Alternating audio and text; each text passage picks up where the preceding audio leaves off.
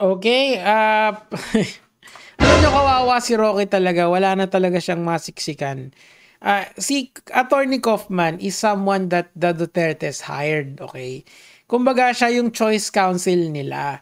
And kasi syempre ako, nakasuhan na ako, nagkaso na ako. So, usually kasi, yung pag may counsel ka, may diskarte silang sarili na yung ibang lawyers hindi nangingialam doon out of courtesy ba. Okay, ganun yung profession na yun eh. Napakataas ng honor diyan eh. Alam mo yon, dapat ito yung galaw mo, kumbaga hindi ka e-epal sa ibang kaso. Pero pakinggan niyo yung ginawa ni Roque rito. Attorney Kaufman, is your legal team actively considering the options reportedly raised by Attorney Harry Roque to file a separate civil action under Dutch domestic law challenging the legality of Mr. Duterte's or President Duterte's arrest and detention? So yung parang ang ibig yata sabihin nito kung valid or invalid yung arrest. Okay, yun yung in a nutshell yun yung ibig sabihin nun. Tuloy natin. Perhaps you could enlighten me. Where is Harry Roque proposing to file this? Under Dutch law, under Dutch legal law. And what's the nature of this? Has he mentioned it in the media? No, not yet. Because it was proposed that a separate legal remedy filed under Dutch laws could be a possible option. Pero ang case kasi nito, hindi kasi si Roque yung counsel ni Duterte. Okay, and pakinggan niyo yung sagot ni etong si Kaufman tsaka yung team niya, sobrang laki ng bayad sa kanila, men, like hundreds of millions of pesos.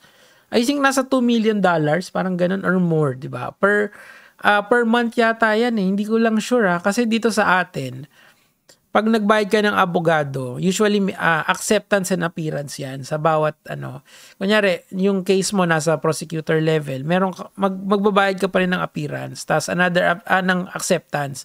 Another acceptance fee kapag umakyat yung kaso mo sa korte. Now, I'm not sure kung ano yung scheme nila dito nila Kaufman, pero from what I heard, parang monthly retainer yata yung kay Kaufman eh. Anyway, tuloy natin. Are you daming pera ng mga Duterte, yun yung point doon. actively proposing the same? Well, this is not the first time I've heard such a crazy scheme. Oh my God. Crazy scheme, coming from the lead counsel ni Duterte. Aray ko.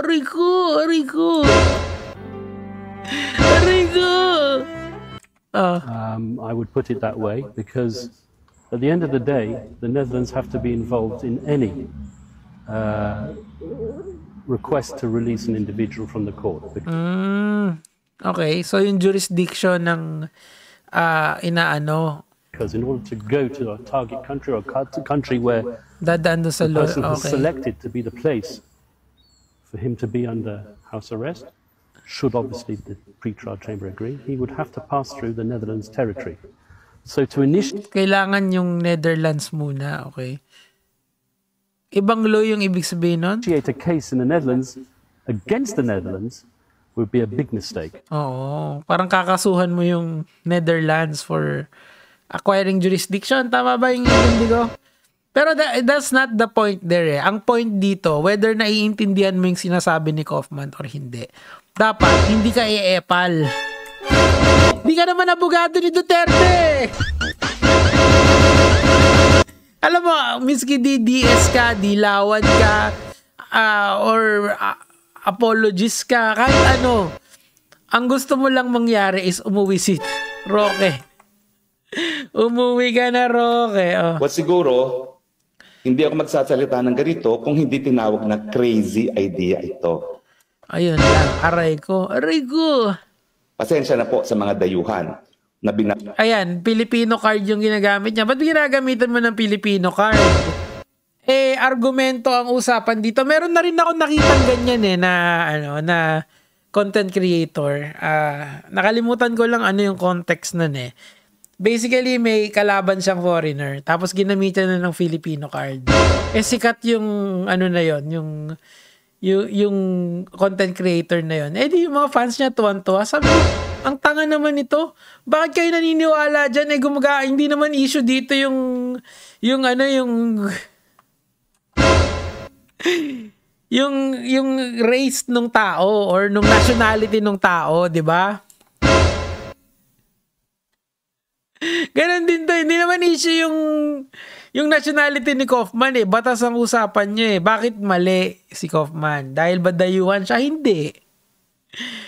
Dapat sabihin mo sa amin kasi syempre it's a very complicated legal issue na kailangan alam mo yung international law for both countries, Netherlands and yung pinopropose nitong si Duterte, 'di ba? So alam mo yon, kung hindi mo alam, like myself, hindi ka makikipag-argue. Wala ako, hindi ako makikipag-argue doon. Pero naiintindihan ko kasi yung saan yung hinuhugot nitong si Harry Roque. He is trying to